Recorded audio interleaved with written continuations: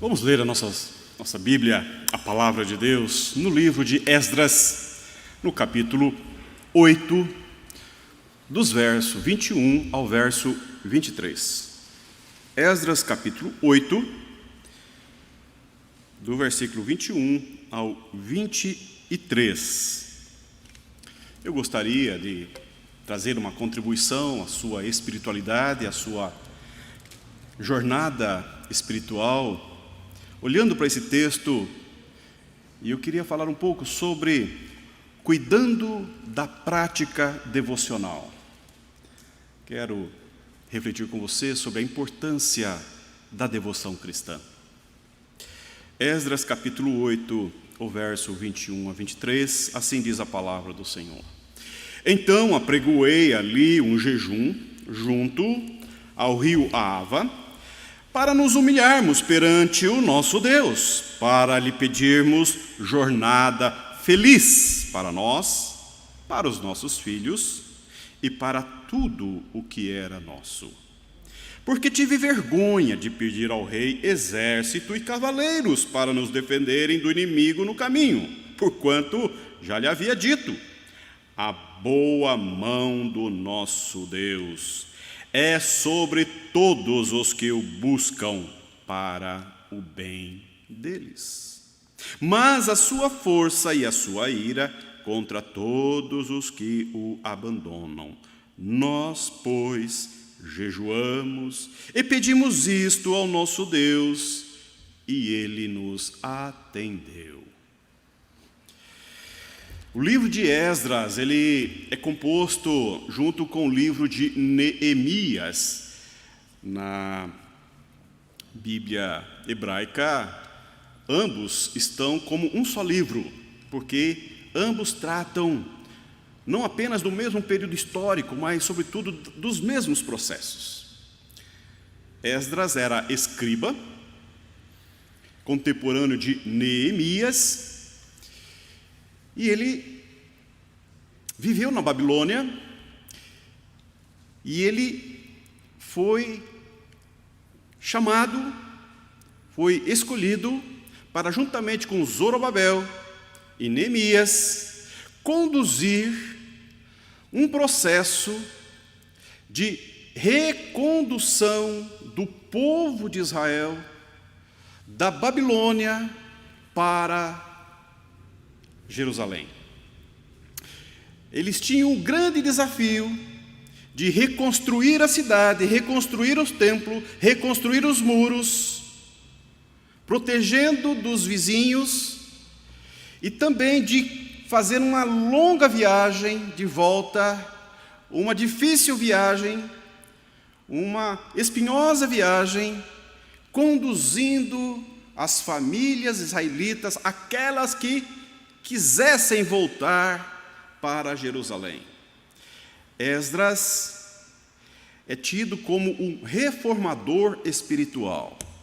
Enquanto Neemias estava mais focado, mais voltado para a construção, a reedificação física, tanto dos muros, das portas, do templo, Esdras tinha a responsabilidade de reconstruir os processos religiosos, os processos de adoração, os processos dos ritos e dos procedimentos que conduziam o povo diante de Deus.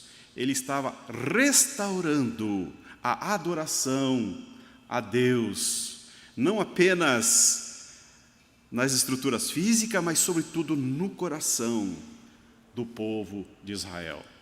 Qual era o desafio? Grande desafio, porque eles haviam ficado 70 anos na Babilônia. Longos 70 anos havia se passado daquela terrível dor que aquela geração sofreu, vendo a cidade sendo queimada, os filhos sendo mortos, seus velhos caindo ao chão, e as mulheres sendo violadas, e a cidade sendo queimada, o templo saqueado. Há 70 anos atrás, eles haviam saído, deportados, arrastados para uma terra estranha. E agora eles estão retornando, eles estão voltando, e retomando os processos na própria terra, diante de Deus, sob a orientação de Esdras. E esse texto fala de uma viagem que Esdras empreendeu com as famílias saindo da Babilônia em direção a Jerusalém.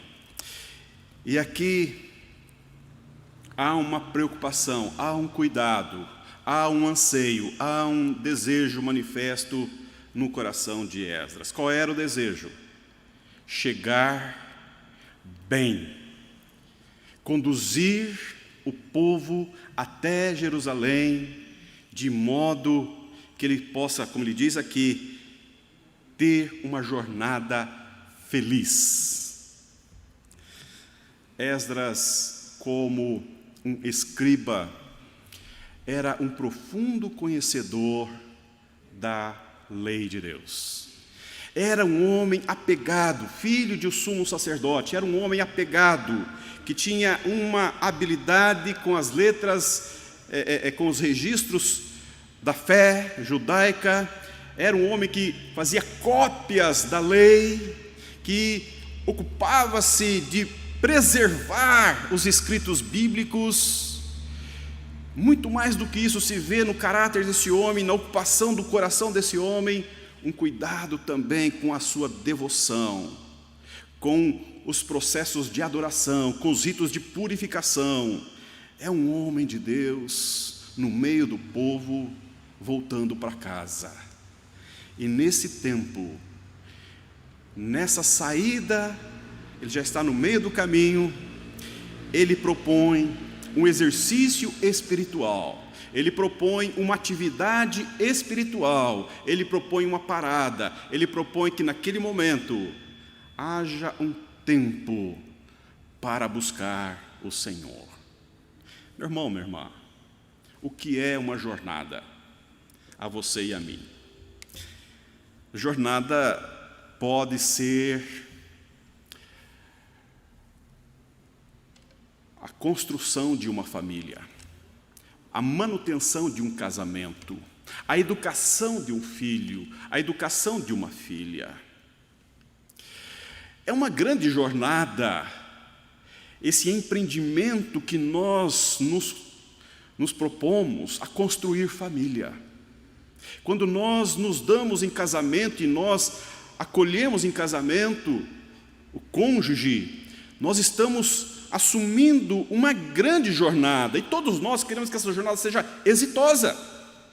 Quando descobrimos-nos grávidos, percebemos, os sentimentos mudam, os propósitos mudam, porque é uma grande jornada estamos por começar, que é formar um ser humano, que é encaminhar a vida de um ser humano, dos nossos filhos. Iniciar uma atividade profissional é uma grande jornada. Iniciar um curso de formação profissional. Ou seja, estamos sempre começando as nossas jornadas. Estamos sempre em processos de começos e talvez de recomeços.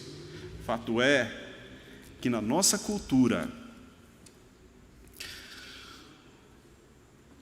esses processos são para nós grandes desafios, como é aqui para Esdras um grande desafio.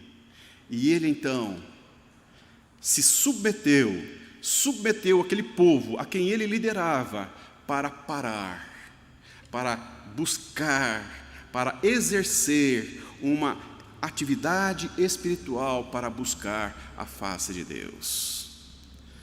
Eu tenho para mim uma tese: não há cristão que resista firmemente na sua fé e no seu apego no coração ao Senhor,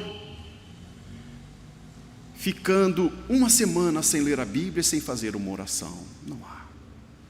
Há uma necessidade na alma, há uma necessidade do coração de buscarmos elementos, alimento, recursos que nutram a alma, que ajustem o pensamento, que oxigenem o coração, para que a nossa fé, para que a nossa jornada, para que a nossa peregrinação possa de fato ser encaminhada pelas boas mãos de Deus. E este é para mim um desafio pessoal, um desafio familiar e também um desafio comunitário.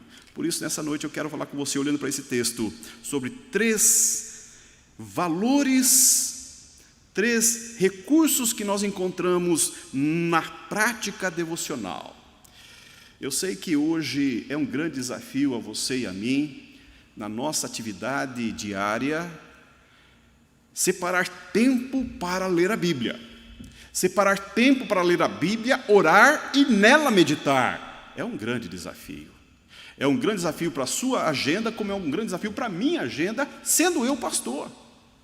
É um grande desafio na nossa cultura estabelecer uma rotina, uma disciplina que nos permita ter um tempo razoável de reflexão na palavra de Deus diariamente, de meditação, de buscar compreensão e profundidade na palavra de Deus e orarmos. É um desafio, mas é um desafio que vale a pena. É um desafio que nos dá estabilidade, segurança e muitos recursos. E a primeira ideia que eu vejo do valor da prática devocional é que ela nos leva ao conhecimento de Deus. Ela nos leva ao conhecimento de Deus. A prática diária do exercício devocional, da prática das práticas espirituais, dos exercícios espirituais, nos levam ao conhecimento de Deus. Veja o que Esdras vai dizer no versículo 21. Ele vai dizer: então apregoei ali um jejum junto ao rio Ahava, para nos humilharmos perante o nosso Deus. Para nos humilharmos perante o nosso Deus. 70 anos sem uma estruturação religiosa. Os processos foram desfeitos, foram desmanchados, desmantelados. O povo estava em terra estranha, adorando a Deus em lugar estranho, onde eles não desejariam estar, onde não gostariam de estar, tendo na consciência de que foi o próprio Deus que para ali os enviara. E a primeira geração manteve seus ritos, a segunda geração mais ou menos, a terceira, a quarta, a quinta, a sétima geração, muito pouco. Foram 70 anos de um processo de desconstrução. Longe do templo, que representa a presença de Deus, longe da sua terra, da terra prometida, a terra que Deus ali lhes colocara, agora eles estão em terra estranha, cercado por deuses estranhos, seus filhos crescendo numa cultura estranha. Obviamente que o grande desafio para aquelas famílias era manter no coração um vínculo, uma afeição às coisas de Deus e ao próprio Deus. Daí então Esdras propõe uma disciplina espiritual que é o jejum. O jejum no Antigo Testamento era um processo que denotava uma humilhação, um reconhecimento da sua nulidade, da sua fragilidade, da sua inconsistência, da sua impossibilidade diante das demandas da vida. O jejum bíblico no Antigo Testamento exigia que aquele que se praticava o jejum despia de vestes caras e suntuosas, colocasse roupas humildes, colocasse cinza sobre a cabeça e se ajoelhasse e pranteasse diante de Deus.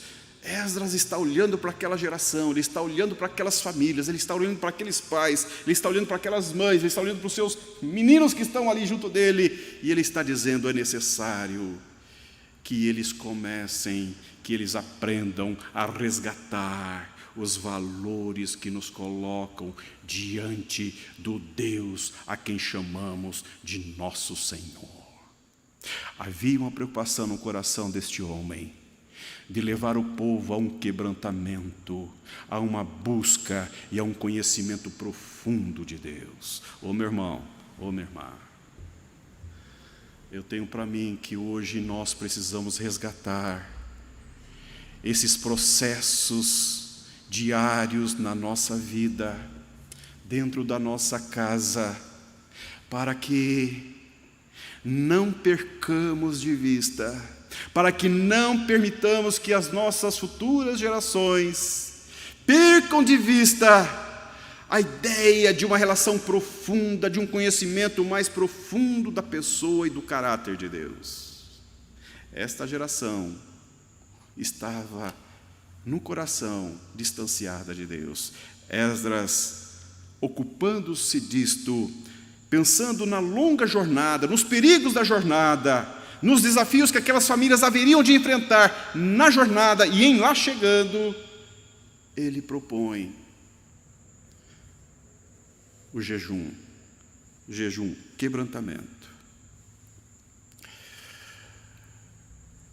Bênção é aquele tempo em que você e eu separamos para, numa relação de solitude, numa relação de adoração, numa relação de busca de uma profunda relação de devoção, de ser encontrado por Deus, em torno da palavra de Deus, ser visitado, ser acolhido, ser tocado pela graça maravilhosa de Deus.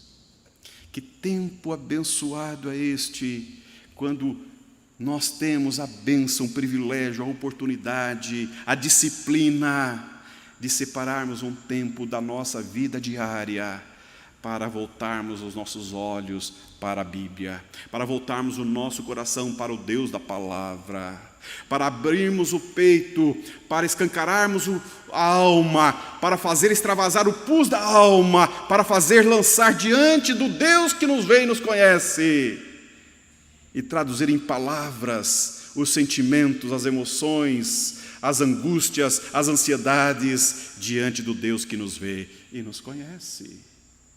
Que bênção é quando nós reunimos a nossa família com o cônjuge, os nossos filhos, e nós então entoamos alguns cânticos ao nosso Deus, e então nós separamos um tempo para lermos a Bíblia, meditarmos sobre a Bíblia e depois orarmos uns pelos outros, o filho pelo pai, o pai pelo filho, a filha pela mãe, a mãe pelos filhos, a mãe pelo esposo, o esposo pela mãe. Esse tempo precioso, íntimo, em que numa ambiência tão importante, tão protegida, debaixo da bênção de Deus ali, essa família se curvar diante do Deus a quem crê e a quem busca. Oh, meu irmão, oh, minha irmã, que tempo precioso, que investimento precioso é este, quando nós buscamos a face de Deus, e então nos descortinado através da palavra de Deus, nos descortinado através da revelação bíblica, a pessoa maravilhosa de Deus. Eu quero dizer para você nessa noite que não há super crentes, não há super mulheres como não há super homens, isto é figura de ficção. Não há homem que não passe por fraquezas, por fragilidades, não há mulher que revele as suas inconsistências, as suas incongruências. Não há situações, não há semana que passa em que nós nos apercebamos frágeis, débeis, inconsistentes. Não há momentos em que os ventos contrários batem e nós então somos sacudidos pela realidade da vida. Esdras está olhando para aquelas famílias, como eu hoje estou olhando para você aqui, estou olhando e você está me vendo, nesse tempo precioso de culto público, de adoração, em que vocês estão diante de Deus, em que a palavra nessa noite nos chama à prática da vida cristã, da devoção cristã. Eu quero dizer para você que às vezes eu me vejo no piloto automático. Eu não sei se ocorre com você, mas eu faço esse percurso da minha casa até a igreja, que são 8 quilômetros, eu faço 4 vezes por dia, 2 vindo e 2 retornando. Venho de manhã, vou para o almoço, volto do almoço e vou à tarde. Isso já são 5 anos. São 8 quilômetros cada vez que eu faço esse percurso. E quantas vezes, no meio do caminho, eu me dou conta de que eu já percorri um longo trecho, mas eu não me dei conta pelo que passei, por onde eu passei, dos semáforos que estavam fechados ou abertos. Eu não me lembro, porque eu estava no piloto automático. Eu fiz automaticamente. Você já se deu conta de quantas ações você faz automaticamente? Sem pensar, sem refletir, sem ter a percepção do que você está fazendo. Isto é fruto de uma cultura célere. Isto é fruto de uma cultura acelerada, de processos acelerados. Vivemos num tempo em que nós somos demandados o tempo todo, o dia todo, por muitas pessoas, por muita gente. E esses processos e essa agenda apertada que nos toma, muitas vezes nos leva a vivermos como um piloto automático. Às vezes eu me pego chegando aqui na igreja e falo, nossa, como que eu cheguei aqui? Às vezes nós não nos damos conta que os nossos filhos estão crescendo. Às vezes nós nos damos conta que o nosso cônjuge está com problemas, está com dificuldades. Às vezes nós não nos damos conta que o nosso organismo está carecendo de cuidados. Às vezes nós não nos damos conta de que a família está em perigo. Às vezes nós não nos damos conta dos perigos que rodeiam a nossa vida, a nossa família, porque nós estamos no piloto automático. E nós estamos alienados do que está ocorrendo ao nosso entorno. Aqui, quando Esdras convida o povo a jejuar, ele está dizendo, é preciso que nós consideremos, quem somos e quem é Deus. É preciso que nós tenhamos a real noção da nossa fragilidade, da nossa inconsistência, da nossa incapacidade de conduzir-nos por nós mesmos, e que nós então aprofundemos o nosso coração em perscrutar a pessoa de Deus. Ana sofria de um casamento disfuncional, e ela era uma pessoa angustiada, embora muito devota nos seus processos religiosos. Davi, um rei segundo o coração de Deus, tinha uma relação profunda de conhecimento de Deus, mas cometeu um grave erro contra o seu casamento, contra a sua família e contra a família de Urias e contra o próprio Urias. E isso lhe trouxe consequências terríveis. Nós não somos supercrentes. O mal chega na tua casa como chega na minha. O mal assedia a vida do filho como assedia a vida do adolescente. E aí, meu irmão, e aí, minha irmã, quando nós mantemos uma prática diária, uma disciplina diária, em que o nosso coração se volta, nosso pensamento se volta, e a nossa alma é colocada no altar da graça de Deus, é uma oportunidade ímpar em que nós possamos considerar a grandiosidade do ser de Deus.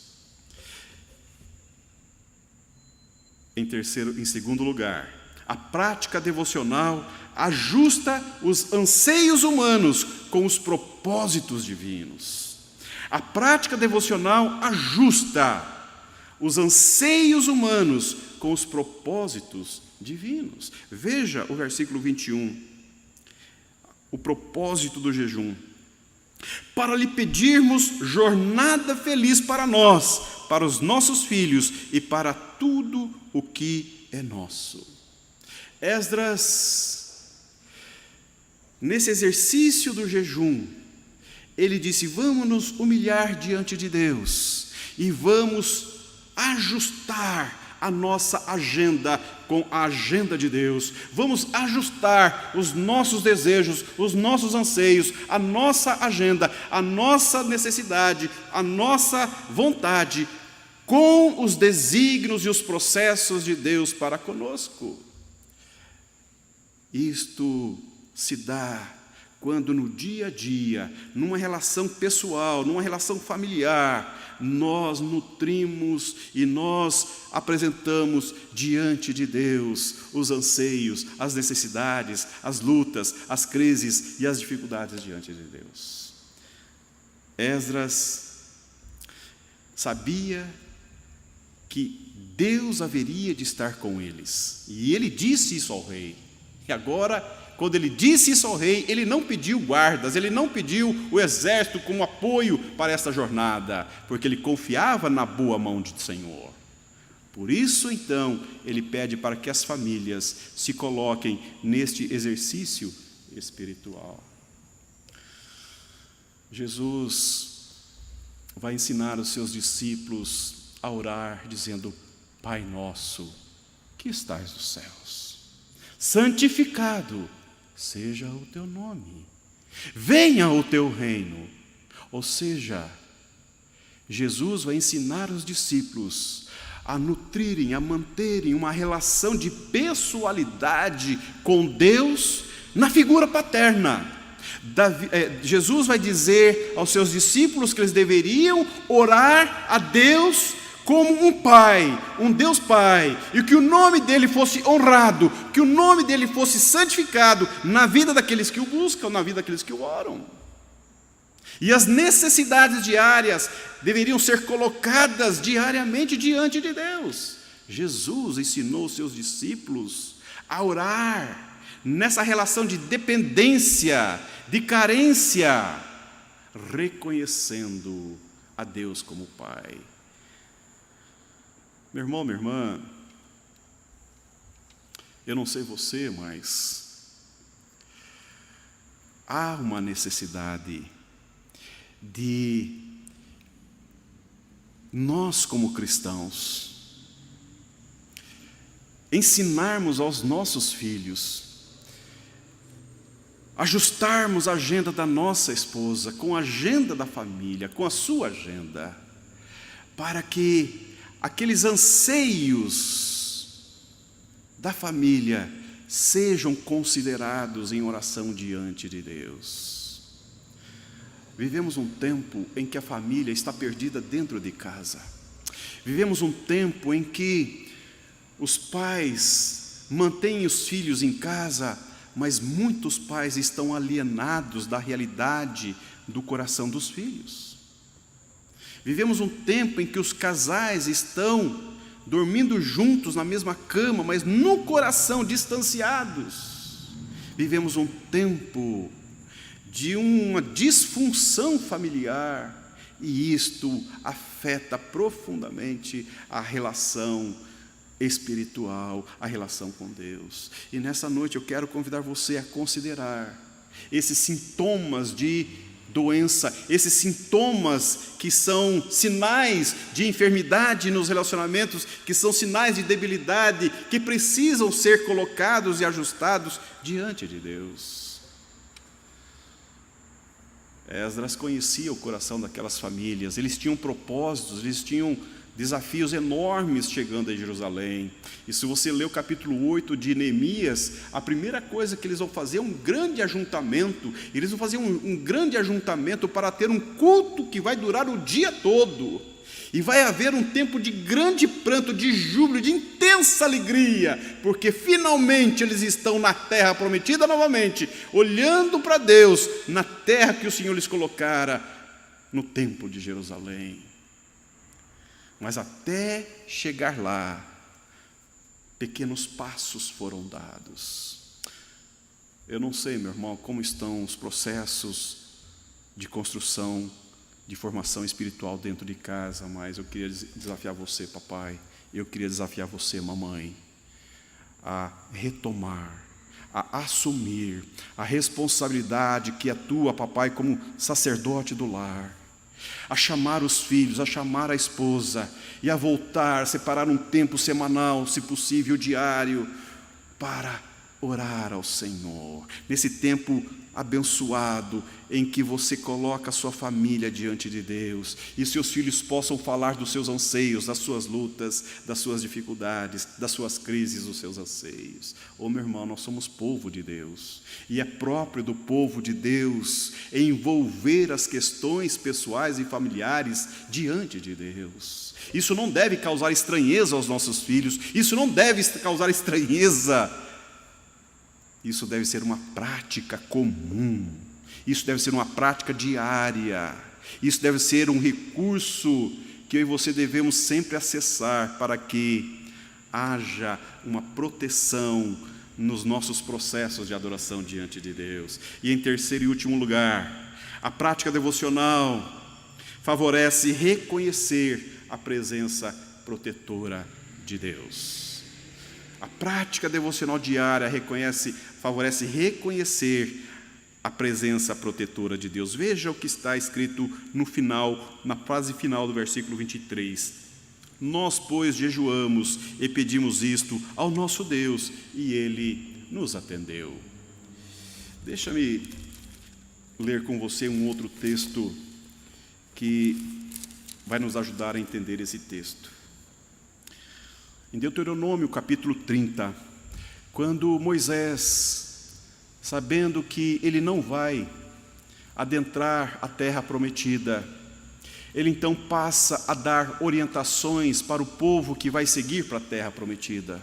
Moisés já tem a consciência de que ele não vai conduzir esse processo na vida do povo, então ele vai dar as últimas instruções que estão registradas no livro de Deuteronômio. E ele vai preparar então o povo de Israel para adentrar a terra prometida sob a orientação de Josué. E no capítulo 30, no versículos 19 e 20, veja o que ele vai dizer: os céus e a terra tomo hoje por testemunhas contra ti, que te propus a vida e a morte, a bênção e a maldição. Escolhe, pois, a vida, para que vivas tu e a tua descendência. Como? Versículo 20. Amando o Senhor teu Deus, dando ouvidos à sua voz e apegando-te a Ele, pois disto depende a tua vida e a tua longevidade, para que habites na terra que o Senhor, sob juramento, prometeu dar a teus pais, Abraão, Isaque e Jacó. Que bênção de orientação bíblica Moisés traz ao povo. Vão iniciar uma jornada feliz e abençoada. E Moisés, então, vocês precisam dar conta de que a vida está em amar ao Senhor teu Deus, ouvir a voz de Deus, ou levar Deus a sério na vida, e apegar-se ao Senhor teu Deus. Não há relação familiar que resista a um tempo longo sem demonstração de afeto. Abraços, beijos e palavras amáveis. Não há relação duradoura de namoro que não se manifeste afeto, afeição, cuidado, zelo. Não há uma relação que nos dê segurança, estabilidade, proteção da parte de Deus, se não houver no nosso coração um apego, um desejo pela pessoa de Deus, um desejo de levar Deus a sério na vida. Não há relação que perdure. Eu quero concluir a minha fala nesta noite, convidando você, meu irmão, convidando você, minha irmã, a considerar nesta semana esta palavra. A parte final do texto de Esdras conclui dizendo: nós, pois, jejuamos e pedimos isto ao nosso Deus, e Ele nos atendeu.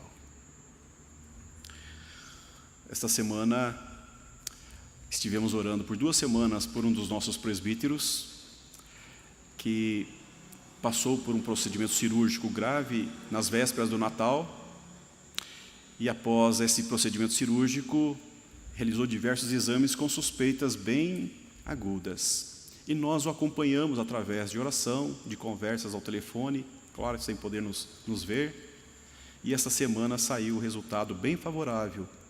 O diagnóstico é bem favorável. E uma coisa me chamou a atenção nesse presbítero de mais de 80 anos. É a sua estabilidade emocional.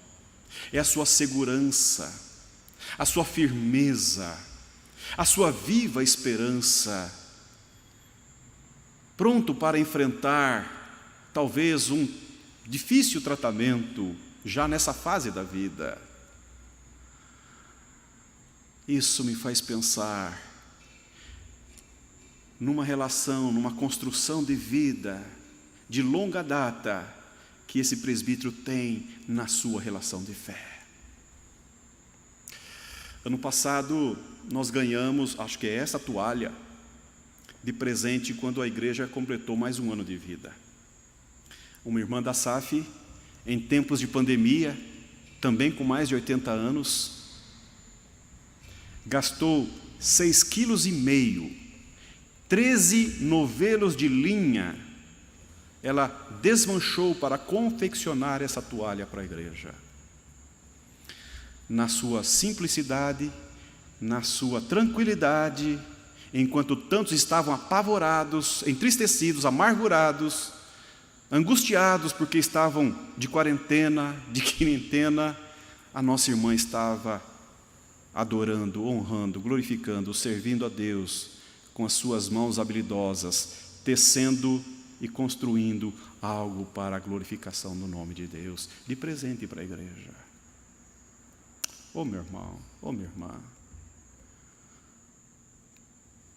Jornada feliz, quem nos assegura é o glorioso Deus que nos trouxe até aqui.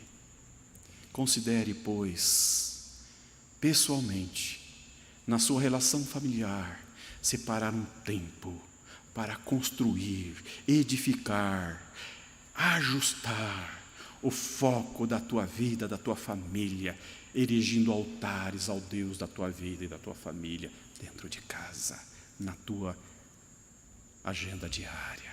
Que Deus te abençoe, que Deus nos abençoe. Vamos cantar